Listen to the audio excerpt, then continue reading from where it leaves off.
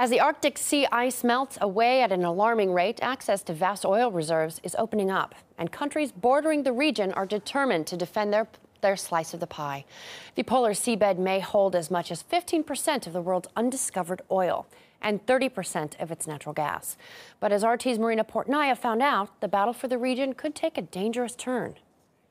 Melting ice caps in the Arctic have ignited a military buildup over the world's smallest ocean and the raw riches buried beneath it.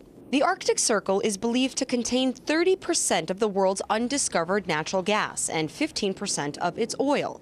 The future of the world economy, to some extent, is dependent on the Arctic. And I think, Russia and Canada, the United States and Norway and Denmark are very interested in exploiting these resources. Last month, Canada abruptly claimed that it owned the North Pole, while the United States, with its Alaskan outpost, has plans to boost its military there, claiming it lacks operational experience and needs to police the thinning ice as it's replaced by fuel-filled maritime traffic.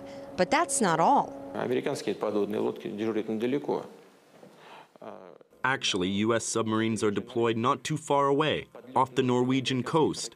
It would take U.S. missiles 16 to 17 minutes to get from there to Moscow.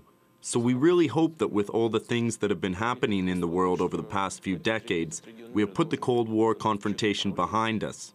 In all, 5 countries bordering the Arctic have sovereign rights to resources within 200 nautical miles of their territorial waterways. But a growing appetite for a bigger slice of the pie is what many fear can inevitably spark a 21st century Cold War in the frozen waters. There are also unexplored resources that we don't know yet to which country belongs, which could be, of course, of interest to many countries. I do think that smaller things could spark both tension and maybe more tension than we would like to see. Marina Portnaya, RT, New York.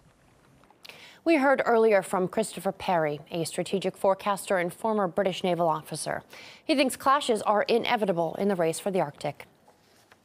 Where I think we could have some disputes is there are a number of other interested countries such as India, China, Korea, Japan, all getting very interested not just in the Northern Sea route, but also in the resources that exist up there and in the Arctic. Already the Chinese are operating in Greenland and places like that. And I think there will be a scramble by some of the other countries for some of those resources. When the ice does recede, you're not just going to have the Northern Sea route across the top of Russia and the Northwest Passage across Canada. You're also going to have a route around 2050 straight across the top of the North Pole. Now that means that the countries that in the past have faced each other across the North Pole, that icy waste, are going to have open water for quite a few months of the year. And that will introduce different perspectives, different geometries. You're going to see Canada and the United States also entering into the Arctic. So it's going to be an interesting situation from a strategic point of view, probably around 2045, 2050. But people will be getting ready for that, of course, in the years leading up to that.